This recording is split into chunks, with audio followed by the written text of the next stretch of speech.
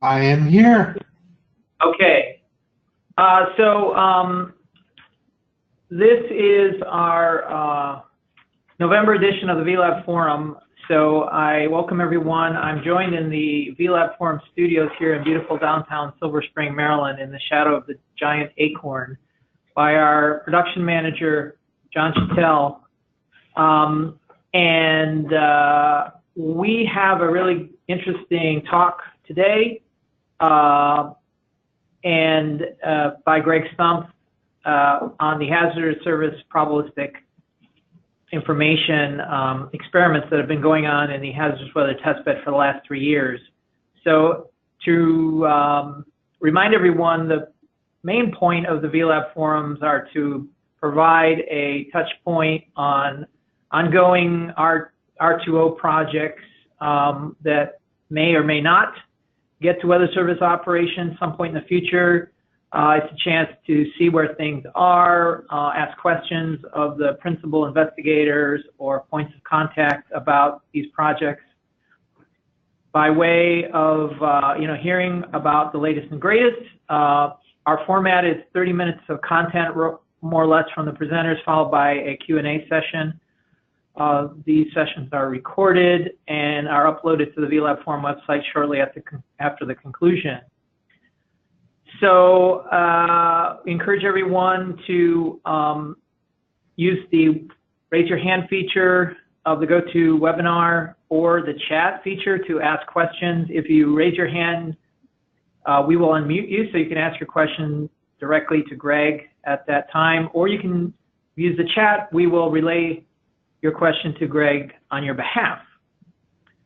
So without further ado, looking forward to this talk, and we're all aware of different things being tested in the hazardous weather testbed, but to my observation, we don't always hear about how these tests have turned out and the outcomes of them. So here's an opportunity to look back at 3 years of testing of the hazard service fee, and we'll turn it over to Greg.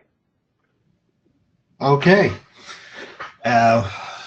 So this is a talk that I gave in some form at the National Weather Association annual meeting back in September. And I want to thank John and Steve for inviting me to present at the VLab Forum. So there's the list of all the folks that have been involved in the experiments over the last 3 years. Myself and Tracy Hansen have been the co-team lead of this project, although Tracy has now transitioned to semi-retirement. So my new co-team lead at the GSD in Boulder is Kevin Manross, who you'll see in the list below there. So I'm going to talk about what we've done over the last 3 springs in the hazardous weather testbed with regard to this project. So let me give you a little bit of background first.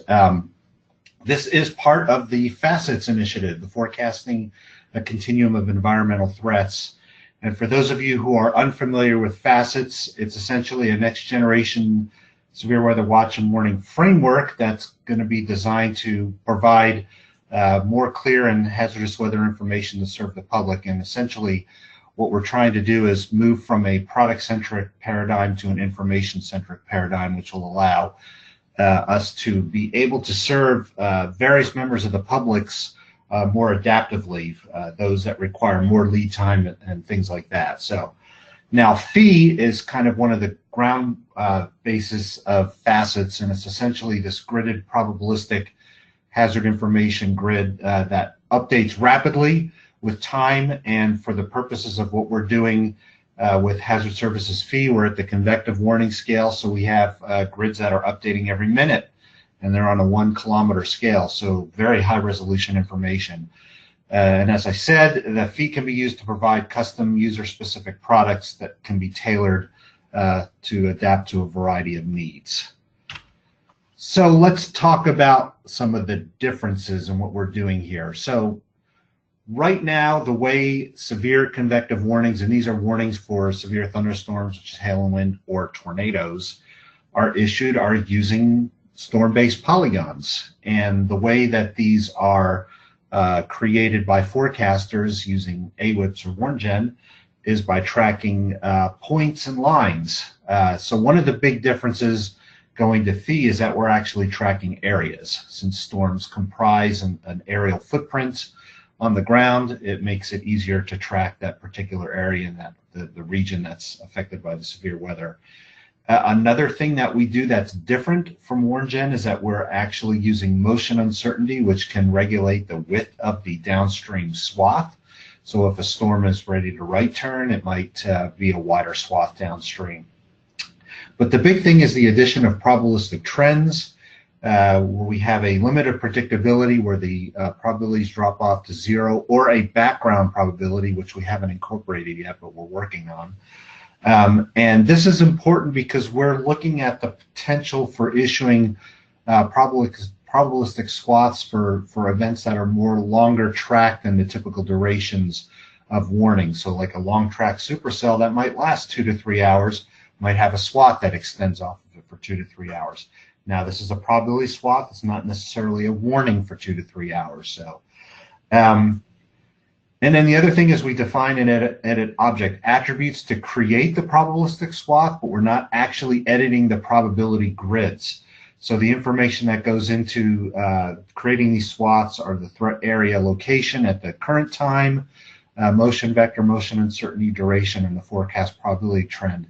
And the way that the forecasters keep the continuously updating information going is that they're on a semi-regular basis, they're nudging and modifying these objects.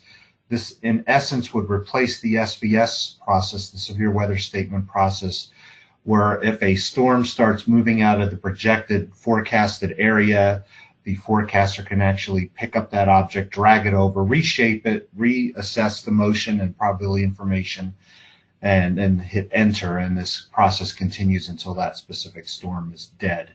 So, so moving forward, let's take a look at one of these grids. And yes, that is an actual event of a storm that moved to the northwest in Colorado. But essentially, the idea is to given the possibility to extract adaptive warnings from the probabilistic hazard information. So, for example, as we're moving from product-centric to information-centric, we might be able to extract legacy products from these grids, and they may result from predetermined thresholds that could be probability or time of arrival or a combination of both. This can be used to apply binary decision making. But as you can see, with the probabilistic grid extending well beyond the area where a legacy warning would occur, it opens the door for new products and services such as low probability, longer lead time warnings for users that have a greater tolerance to high false alarm ratios or users that are more risk averse. So let's talk about the history of PHI, the evaluation history in the hazardous weather testbed. These ideas started quite a while ago. Some of the concepts for probabilistic warning plumes evolved with discussions back in the early to mid 2000s to the point where at the National Severe Storm Lab we developed the first prototype using the Warning Decision Support System 2, or WDSI, and this was tested in the hazardous weather testbed the first 2 years that the testbed was in existence here at the National Weather Center. In 2007, 2008. There's a little screenshot of what it looked like back then. We fast forward a few years to around 2013 and 14, and a second more modern prototype was developed for PHI that used a web browser-based design, and this was tested in the testbed for 4 springs, 2014 through 17.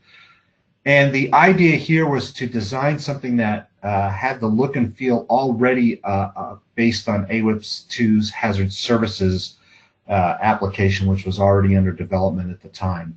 So this particular test, after the first year, starting in 2015, not only did we have forecasters producing PHI, but we also had end users in the house, emergency managers starting in 2015, and then starting in 2016 we had TV broadcasters, and they were taking the probabilistic information and it was being presented to them through the enhanced data display, or ED, to help them to look at some of the derived custom products derived from PHI. And they went through various exercises that would simulate how these things might be used, for example, an outdoor event or something like that. So, and then in 2015, we submitted as part of a large USWRP grant to help fund the first portions of the Facets initiative.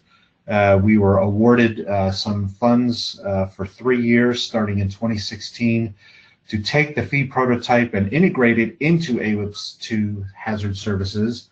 And that's exactly what we did. And we tested this in the HWT for those 3 springs, 2016 through 2018. So a little background on what hazard services is. Most of you probably already know this, but in essence, the initial operating conditions for hazard services are to unify 3 legacy applications in AWIPS. Those are WarnGen, the graphical hazard generator, and RiverPro into one common application. But there's more that's being done with hazard services beyond these 3 legacy applications, and that's what we call our experimental hazard services. And one of the concepts, one of the objects in experimental hazard services is the PHI portion of that, and that's what we're testing in the test bed. So this is what it looks like. For those of you who've used hazard services, you should note that there's some familiar information on here. We've got the spatial display in the upper right.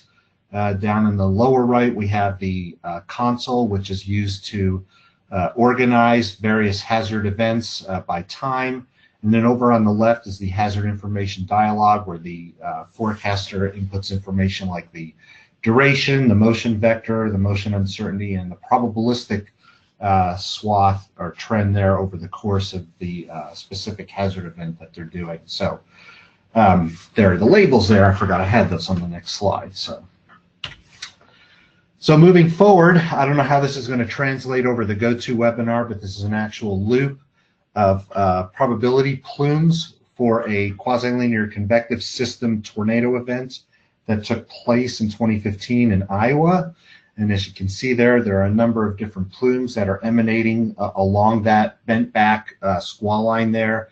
Lots of spin-ups along that line that produced some F0 and F1 tornadoes.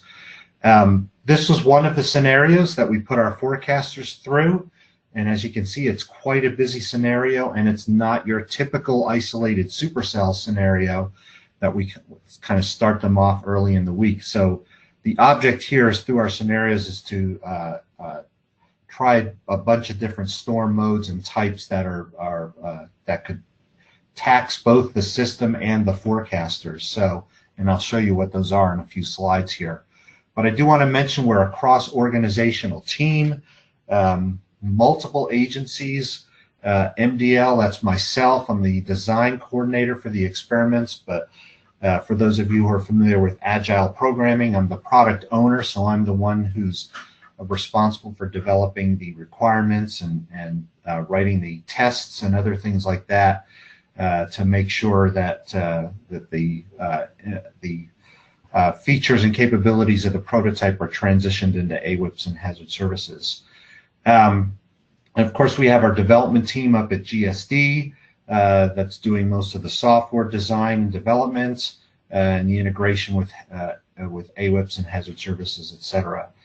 The other members of the team, of course, are forecasters who come in from all over the country. We've had over the course of 3 years, 18 different forecasters from 5 of the 6 weather service regions. We did have a visitor from the Pacific region come through the test bed as well. So they're helping, testing the software. We're running them through operational scenarios, and we're getting feedback from them on both the software, but as well as the concept of facets and PHI, and we're also measuring their workload. We have the NSSL folks who host the hazardous weather testbed facility, and they provide our IT support and overall management of the grant funding and future funding. We're very closely collaborating with the Warning Decision Training Division folks from the get-go, so they can start to help understand how to develop the training on the future operational use and best practices of this. And then at the bottom there, University of Akron scientists there are helping us design, study the workload and the usability of the software. So they're our human factors experts. So the objectives of the experiments, of course, we're trying to test the technology, making sure all the bugs are shaken out, the design of the system and things like that are done well. We've got our human factors portion, which is measuring the forecaster workload. And then the methodology is assessing how the forecasters adopt and evolve their current warning methodology into our paradigm. And then the conceptology, that's a word I made up here, is to analyze the forecaster's thoughts on the entire overall paradigm change from deterministic warning products to probabilistic hazard information. So 3 springs, 3 tests. They were 3 weeks each of those years, conducted March through April. Each week we had 2 forecasters come in. So as I said, 18 forecasters total across that time. There's a little screen capture of our week and the daily events that occurred during the weeks.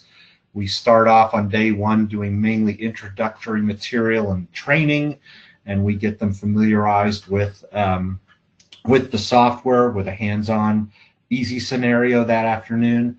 And then days 2, 3, and 4, the mornings and afternoons are divided into various scenarios, and each scenario is about 2 hours long, and then we spend about an hour after each one of those discussing what just happened.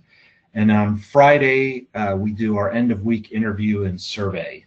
And all the training materials that the forecasters use was hosted by the Virtual Lab Collaboration Services. And there you can see a picture of our various 3-week staffs, the forecasters and other folks.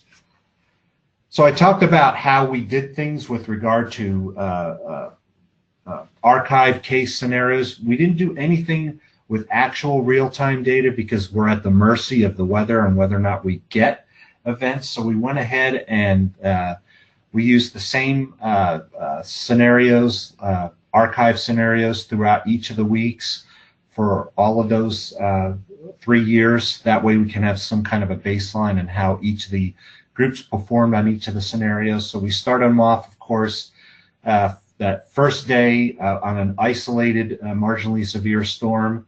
So that provided the forecasters with the basic concepts of PHI.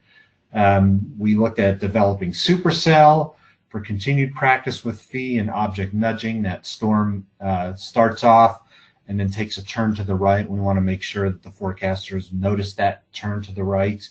Then we start to get a lot more complex through the week with events with merging and splitting supercells, that quasi-linear convective system tornado case that I showed earlier. We looked at low shear summer southeast microburst event over Mississippi, looking at upscale growth into squall lines. And then we had a special case where we had the forecasters split up on 2 workstations in 2 separate rooms, and they could only communicate on the telephone. And essentially what we were trying to do was test collaboration and how to deal with storm objects crossing over from one WFO's county warning area to the next. And we developed some tools within the software to handle object ownership and object handoff from one WFO to the next. And that worked out pretty well. So our human factors folks are also collecting data. They do so via a number of different ways. We start off the forecasters on day 1 doing a pre-operation survey where we ask them questions about if they have internal probability thresholds in their head when they decide to warn or not warn, how they've used Prob Severe, because Prob Severe is actually brought in as a guidance tool for severe thunderstorm objects. If a forecaster wishes, they could take over a Prob Severe object and apply their own motion vector and probabilities and things like that to it, or let the machine handle it automatically. We asked some questions about warning team composition and their ideas for warning improvement. We also collected data by recording live video of the forecasters, the desktops, and the group discussions. As I said, after each event, we had a 60-minute discussion that started off with a couple of online surveys to measure their mental workload and confidence. And then we had the end-of-week discussion on Friday, which included a short survey and then a long interview where we asked all the forecasters the same questions that touched on all the four main objectives. So the forecasters, of course, they contributed by providing suggestions to improve the software. These suggestions were triaged, determine if they could be incorporated into the hazard services version directly, things that are more AWIB specific, or things that might have to be vetted first through the feed prototype. So we've got a huge list of contributions and suggestions that we've collected from our forecasters over the 3 years. And of course, the forecasters are helping us formulate the operational best practices, and that's why we've got the training division integrated in. So we finished 3 years, and where are we right now? So when we started in 2016, we were developing off the 2015 version of the NSSL feed prototype. That's been our current benchmark. And along the way, we've developed a new systematic software release process and a virtual functional testing process that really resulted in better progress and improved stability each subsequent year. And by the time we did the 3rd year, we pretty much ran through all 3 weeks with very few problems with the software. Things went very smoothly. So the new functionality that's been added recently over the course of those 3 years, of course, I mentioned this just before, the convective recommender, which is what we call our process that takes the prob severe detections and turns them into hazard services fee objects that the forecasters can then interact with. Through this, we give the forecasters various levels of automation. So one is where the forecasters can create objects completely manually without the help of the machine. They have to do this for tornado objects anyway, since we don't have any guidance yet for tornado objects. But for the severe weather objects, they can assume partial or full control of those objects and relinquish control back to automation one attribute at a time. So if they want to take over, for example, the machine's motion vector, they can do that. And if they want to relinquish it back to the machine, they can hit a check mark and the automation for motion vector comes back on. So we've added new object drawing tools. We've improved the responsiveness of the software. I mentioned we added the ownership object and locking stuff for the collaboration tools and better drawing colors and things like that. So the software looks very smooth right now. So anyway, as I wrap it up here, what are some of the findings? Well, one of the big things that we discussed during the experiment is how will we effectively extract legacy warnings from a continuously updating probabilistic grid? Because as we know right now, the legacy systems such as NOAA Weather Radio, WIA, TV broadcasters, graphics and things like that are not designed right now to handle continually updating probabilistic grids and what to do with them. So we're having lots of discussions over the last few months on how we're actually going to approach that. And that's part of some funding we received from the Joint Technology Transfer Initiative to extend the development of hazard services fee. So one of the things is, do we extract the warnings from a probability threshold or a time of arrival threshold, or just the forecaster saying now is the time, that kind of thing. So these are the kinds of things that we hope to test in the second phase of hazard services fee testing in the HWT, which will start taking place next fall of 2019. So the other big finding is how do we blend probabilities at the storm scale with those from the SPC outlook scale? It's a huge challenge, and one of the main reasons is because they exist from what we're calling different reference classes. So for example, the SPC probabilistic outlooks are based on a longer forecast period, usually 6 hours or more, and they're based on whether or not there's going to be at least one event within 25 miles of a point. whereas the probabilities at the storm scale, the grid is actually smaller than the actual storm object. So you might have varying probabilities over a squall line, for example, and that kind of thing. So, and they also update every minute and are very highly resolved. So, and then the other finding there is that the cross-WFO collaboration and object handoff is going to require significant analysis of inter and intra-office culture, so much so that we proposed a project that ended up getting funded, again, by JTTI, that has just started in the last month or so, where we're going to use the first part of the project to interview and understand some of the collaboration issues, and then design testbed experiments based on what we find. So anyway, again, as I mentioned here, the JETI funding, that already started. We're just beginning year 2 of that project to extend the capabilities of hazard services fee. And one of the things that we're planning for year 1 is the development of an intermediate threats in motion capability, which is essentially putting warning polygons in motion if the forecaster decides. These won't have probabilities associated with them, but it gets us at least kind of halfway there to fee, where we're talking about continually updating information. We're also looking at how to deal with warning product generation and the addition of another field for fee, and that is cloud-to-ground lightning, which was already tested in the testbed using the fee prototype, and that's under development right now. And as I also mentioned, another JETI grant, which was funded a year after that, so that just started, and that's looking at the cross-WFO collaboration issues.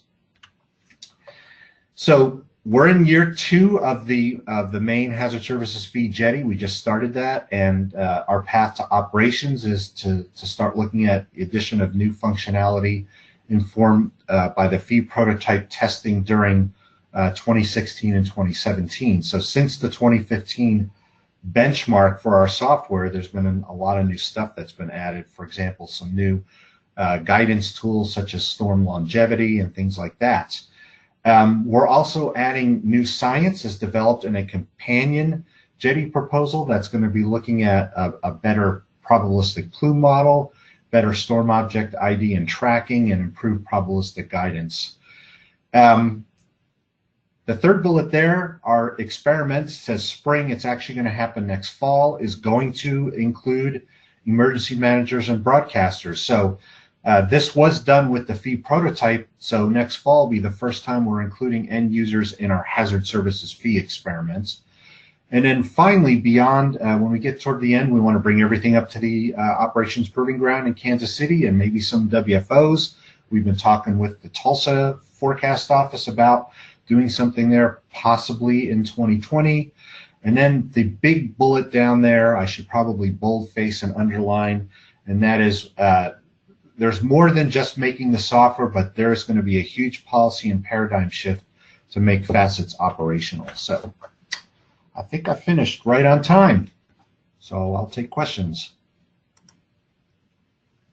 All right, thanks, Greg. Really appreciate, very informative set of slides and comprehensive in covering all the various, dare I say, facets of the project. So at this point, we're in our Q&A. So if you have questions for Greg that you'd like to ask, please use the raise your hand feature so we can unmute you and you can ask your question, or the chat. And I see we have already 2 folks, so let's jump right in. You want to mute Jonathan Howell. So hang on, Jonathan. Doesn't look like I can. Doesn't grayed out. All right, let's try Jeff then. See if we can do Jeff.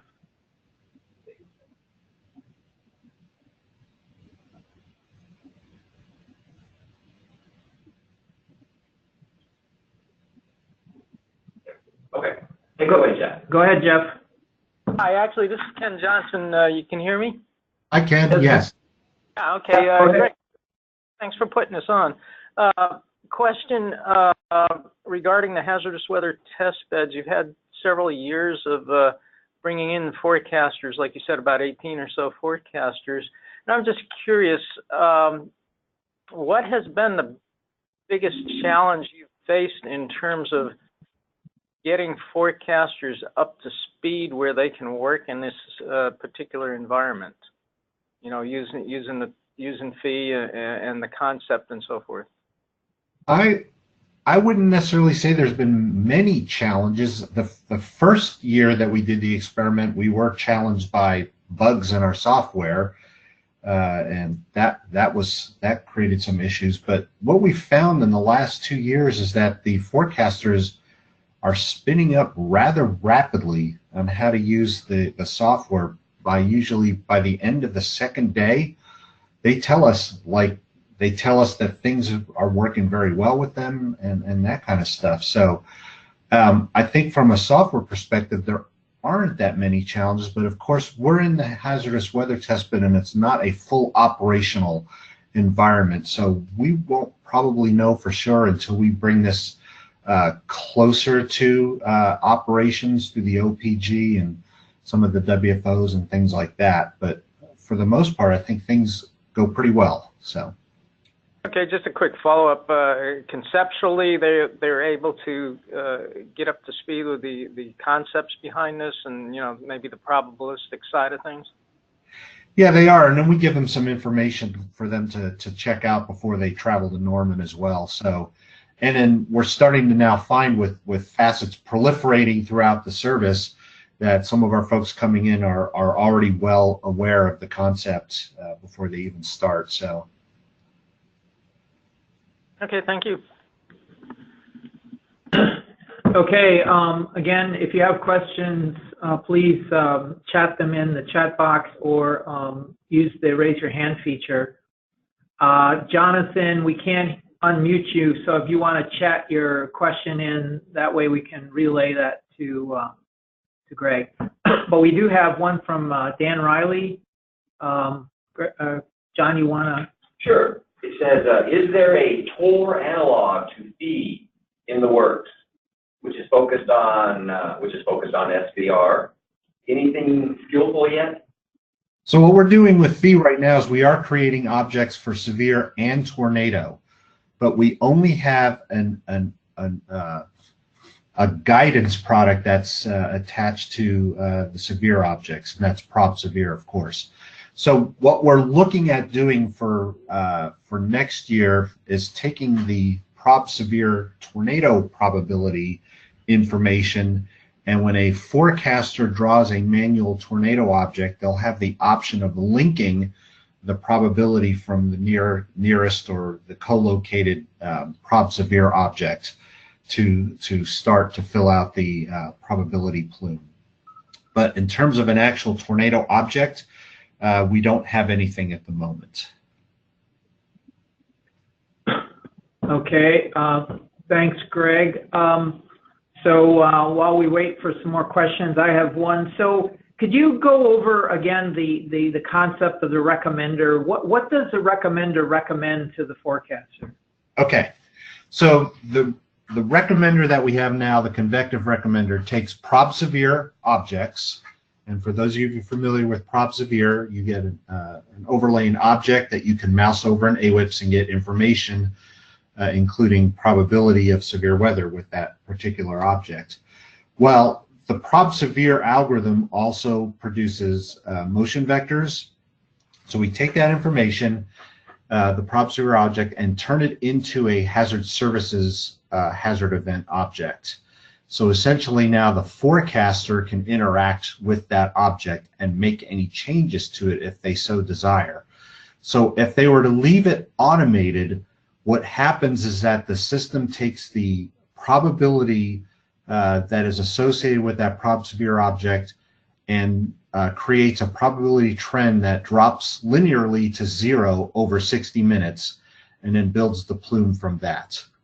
But if the forecaster doesn't like that, doesn't like the probability that the automation is giving, or they don't like the motion vector, or they want to reshape the object, they can click that object, hit modify, and assume manual control over various different attributes, such as the motion vector and things like that. Or they can take over the complete control of that, and from that moment on, that object is now completely manually owned by that forecaster. And if the forecaster decides, well, okay, I'm going to go ahead and start relinquishing control, they can start checking back on the automation, or go ahead and mask and turn all the attributes back to automated, and the object is now controlled by the prob-severe algorithm. Okay, so it is not recommending the forecaster issue a severe thunderstorm warning in that sense. So what we're doing right now with VLab is we're not doing any warnings. We're just creating probabilistic hazard information, just creating the probabilistic grids that update continuously off of each of the storms. So when we're talking about warnings, that's something that we are in the process of dealing with right now, and hope to have something by next fall. But we're still in kind of the initial phase of that, and we haven't really settled on exactly how we're going to extract warnings from the information, and how that's it'll go from there. So, but we do have some ideas. Okay, thanks, Greg. Again, folks, if you have a question, please raise your hand or type it in the chat. Greg, could you also talk about the use of the ED display with the TV forecasters and emergency managers? So I was exposed to that at the last Facets meeting. It seemed like what I took away is that the display was presented to these, you could say, core partners of Weather Service in a way that they could sort of have additional insights or as to what the forecasters were looking at when they were considering, you know, issuing a tornado warning and so forth. So is that, did I get that? And did you have documented feedback from those external users as to how that they perceived the use of the ED display and enhancing, you know, their own decision making? Well, bear in mind that the end users have not been attached to the Hazard Services fee experiment yet, so we'll be working with them for the first time next fall. They've been involved in the fee prototype experiment, of which I've had not as much involvement with myself. So I'm not aware of all the findings from the end users. Cody Berry here at NSSL has been in charge of that aspect of the project, so she would be somebody you could talk to about that. But I can say this much at least. So what the ED does is take the information that's created by the forecaster and displays it for the use for the end users in a way that they can, for example, click a point on a map and it would pop up a trend of what the probability of severe weather is going to look like at that particular point. So they could put a point directly downstream of a storm or off to the side and see different kinds of trends, that kind of thing. But what's really important, and the reason I came to this image here, it's hard to see because it's blurry, but down here what I'm encircling is what we call our warning decision discussion area. And what that is a place for the forecasters to input their thoughts, their warning decision thoughts as to why they created the probabilistic hazard information the way they did. And what that essentially gives to the end user is what I like to call a story of the storm, or a bunch of tweets on the storm. In essence, the end user can click that storm object and see an entire history of what the forecaster was thinking for that specific storm and how the storm evolved and things like that. And that is information that I know that the end users have found very valuable to get, because right now there is information that's being communicated through NWS chat, but it's not always easy to sift through and find storm-specific historic information on what the forecasters were thinking for that specific storm, since everything is just merged together in chat. So that's one of the big pluses that I know that are coming from the end users. Right. So this is kind of like in a sense, for convective warning operations, kind of like NWS chat on steroids. You have that ability to communicate through text, but it's linkable, if you will, to a visual display, so the users in chat can better understand which storm they're talking about and so forth, right? Exactly, yeah. Okay. Great. So going to the human factors results, so I mean, Ken Johnson kind of alluded to this, but and you sort of addressed it, but I'll sort of rephrase the question. The fire hose of information is always present, a potential problem that forecasters are inundated with information and could be paralyzed by having too much information, therefore slowing the decision process or in some way thwarting it. But the human factors research has found that that's not happening, or it's happening in ways that can be mitigated. Can you summarize perhaps some of those results? Well, I can summarize that they can track to see how performance improves through the week. So as they get more and more days under their belt of experience with the software, they are finding that the usability is going up. So that's kind of a no-brainer, I think. I think the interesting thing that I think is that the forecasters are adapting to this very quickly, a lot quicker than I thought. But then again, we have to kind of think about the types of forecasters that come through the hazardous weather testbed.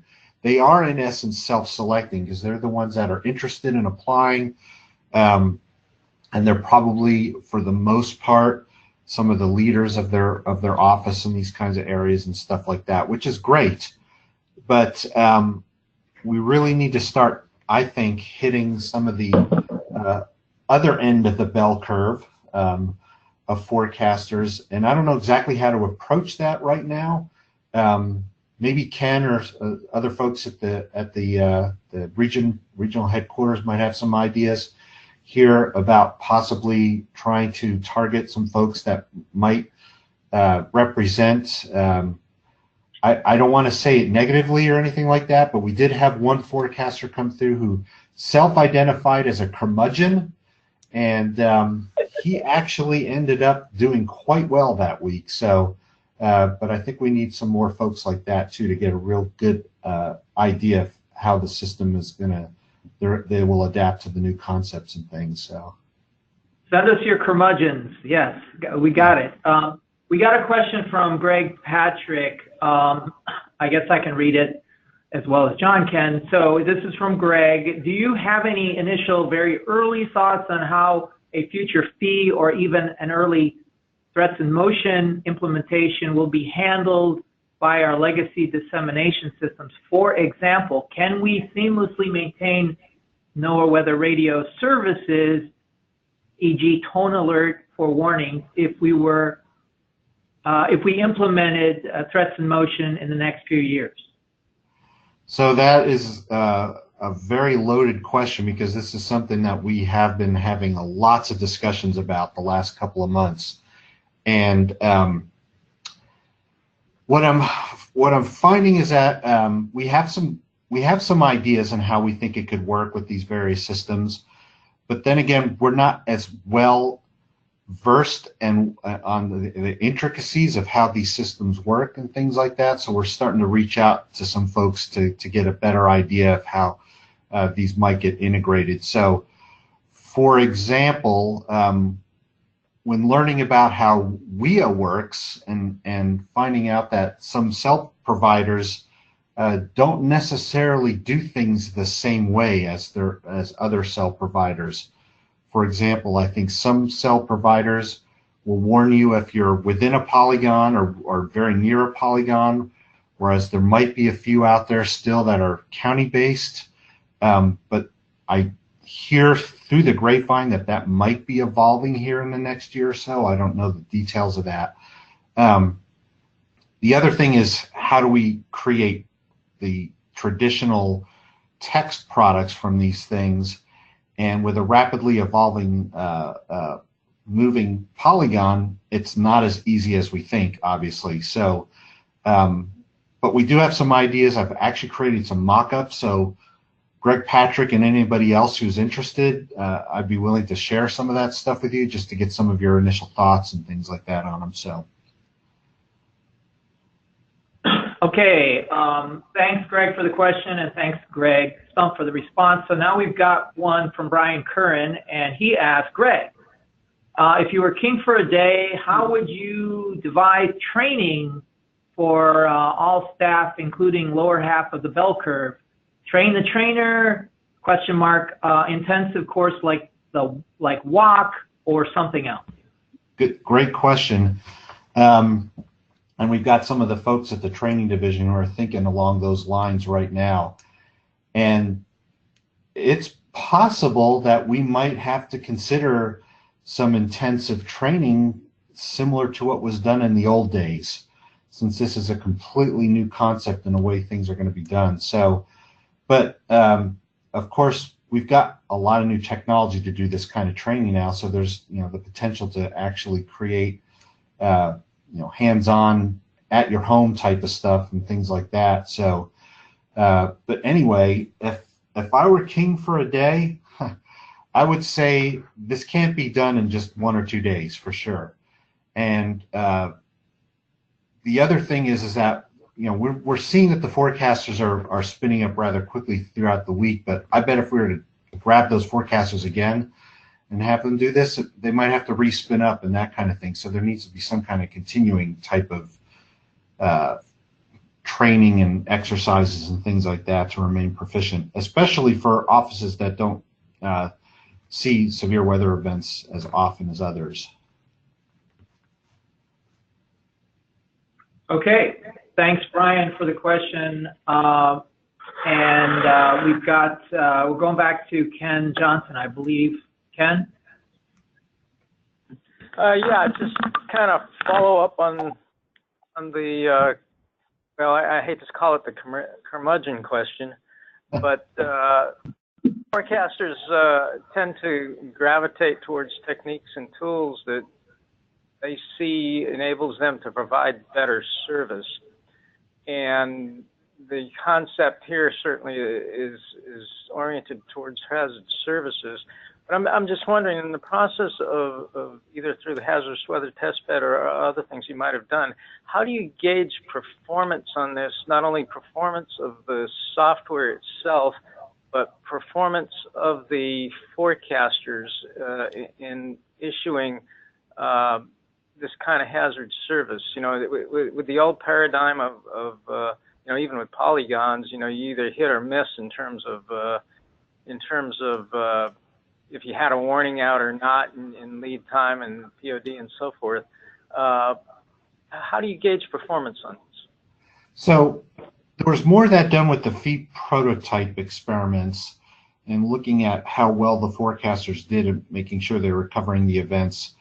I'm actually processing or creating an alternative way to verify warning scale phenomenon using a grid-based approach. And this is the thing that takes into account things like false alarm area, false alarm time, and stuff like that, which we presently don't do with our warning verification. But it lends itself very well to deal with rapidly evolving grids as well as probabilistic grids, where you can set probability thresholds to determine warnings and things like that. So at the current time, nothing has been completed yet, but we do have plans to take the data from the various experiments and put them through this kind of verification to see how well they did and that kind of stuff. So I would suspect that we'll find better performance in the years 2 and 3 of the experiment, since year 1 was kind of plagued by some software issues. I would also expect to see improvements in performance throughout the weeks of the experiment, from days 1 through 4. And we'll see the variation, of course, on some of the certain scenarios that were more challenging than the others. So the potential is there to do that. It just has not yet been done. So.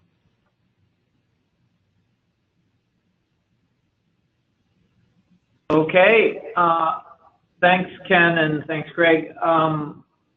Another question, Greg, is this is my own. In your findings about the challenge of blending probabilities at storm scale with those from the SPC, if Prob Severe were to be, gridded to a national grid, would that give you a big leg up in this area, or not? I kind of don't understand what you mean. If the Prob Severe were gridded. Well, so Prob Severe operates currently on a storm base.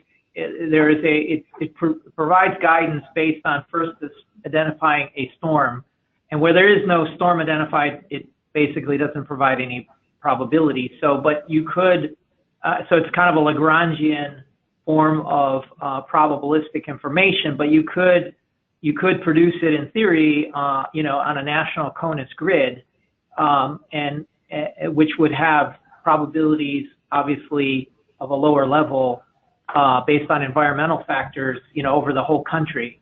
So I guess my question is, would that be more useful to present Prob Severe in that manner, or, in other words, the question of blending probabilities, is it an obstacle to progress that we don't have that? I don't think it's an obstacle to progress, but I think what we're kind of concluding is that it's going to be very difficult to blend the probabilities in a way that the average user can find some real meaning out of it. Because one of the issues, of course, is if we were to use the same time and space scales of the SPC convective outlooks on the storm scale, the storms would barely show up on there. They'd have, or actually, think about that some more. The storms would dominate the grid points, and if you were to flip that and go down to the storm scale, the background probabilities would be extremely low if they were on the same scale. So we're still working those issues out. And in terms of a Prob Severe CONUS grid, that's actually being done right now. What they're doing is we're running the Prob Severe algorithm and producing plumes off of those on the CONUS grid. I don't think it's currently running, but the system is set up already at NSSL to do that. That was part of the USWRP grant to set up a system like that. But again, these are storm scale grids. So like you said, outside the storm and not downstream from the storm, you're not going to have anything. So. Yeah, well, we can take this offline, but I guess this idea would be not the reconciling or blending of SPC-like grids with the Prob Severe, but actually just having Prob Severe produce, as it does now, output every few minutes for everywhere, so that if you had storm environment, obviously the storm environment can rapidly change as well, upstream or downstream. And in theory, you should be able to produce those probabilities in the same fashion that you're doing for the objects that are identified as existing storms. So, and then in that case, you wouldn't be blending. It would certainly be a native grid of Prob Severe everywhere. But we can take that offline. Yeah, from the SPC side of things, they are experimenting with 1 hour probabilities now. So it's kind of converging there a little bit. So. Okay. One other thing I made a note of here is, so you talked about looking at the conceptology and methodology, but it's not clear to me from the findings what's emerged from that. Can you kind of highlight what the results are from those standpoints? I guess, does that mean that this concept of having forecasters determine which objects can be automated and which need to be manually monitored and taken over, that works, that forecasters feel like they can, I guess, let some object go into autopilot, if you will, and then others, they use their discretion to say, no, this one we want to manually work on? Is that a concept that has been proven from your perspective? No, I don't think we're near there yet at all for that. So one thing that we have discovered with Prob Severe is that the motion vectors that come out of that algorithm are not very good. So what forecasters are using Prob Severe now as a diagnostic tool is essentially, here's the storm and here's the probability. But when we bring it in and want to use it to create plumes, we have to have pretty decent motion vectors on those, and we have to have a pretty good representation of how that storm area is defined. From a qualitative sense, it's okay, but when you get down to quantitative sense, we start to expose some of the limitations of that algorithm. So because of that, we don't really have any concrete findings or solutions, recommendations yet on how the human-machine mix is going to work with that until there's some improvement in that area. So at this point, I would say we're not ready to do that, but we want to continue looking at that. So. Okay, sounds reasonable. Yeah. All right, we've got a question in the room from Dennis Miller. Yes, is there a specific plan in place with timelines as to when this concept is going to become the operational basis for doing warnings, et cetera? There's a transition plan that's under development right now to transition the software, but there's a lot of parts of that plan that still need to be filled in, especially what I talked about is the policy changes and things like that. We're just starting in the last few months to talk to Greg Shore and others, folks in AFS. We're out here in August and stuff like that. So that kind of planning is in its kind of early stages, so we don't have any specific details at this point. So, but they are being worked on. If you were to give a guess as to when you think this might become operational, do you think it would be 2, 4, 6 years down the road? What would be your best guess? My best guess. Don't write this down. So. Okay, I dropped it. We're kind of. I'm thinking we need to phase it in, and that's why we're talking about doing probabilistic free threats in motion concept first, just to give folks an idea of what's coming down the pipe in terms of continuously updating output, because that right there in itself is a major paradigm shift, even without the probabilities on them. So I would like to see the continually updating threats in motion stuff. I would like to see that pulled off in the next 4 years if we could do that. Probabilities on top of that, maybe a few years beyond that. But again, I'm more, I guess, optimistic about some of these things, enthusiastic about it. And I'm just learning some of the issues with regard to dissemination and things like that that have us, having us think, rethink some of these things as well. So. Yeah, I would add that the hazard service is not yet operational in AWIPS, but the plan is for July of 2020. I believe the hydro part would become operational, followed by winter weather and then eventually convective weather. So that gives you some sense for, just hazard services in general, let alone the enhancements that would come out of this fee work. So it's probably 4 years would be a reasonable and maybe optimistic view. Because Greg, yeah, go ahead. I'm sorry. From a software perspective, creating threats in motion is something I think we can pull off rather easily. The question is, what do we do with polygons that are updating that rapidly? how do we deal with those? So we're in the process of thinking about those things right now. So. All right, thanks, Greg. Excellent talk. Thanks for answering the questions. And we'll conclude by saying that we will not have a VLab forum in December. We're taking the holiday season off. Whatever your particular holiday is, you can get refreshed and get ready. We're looking to line up our agenda in 2019.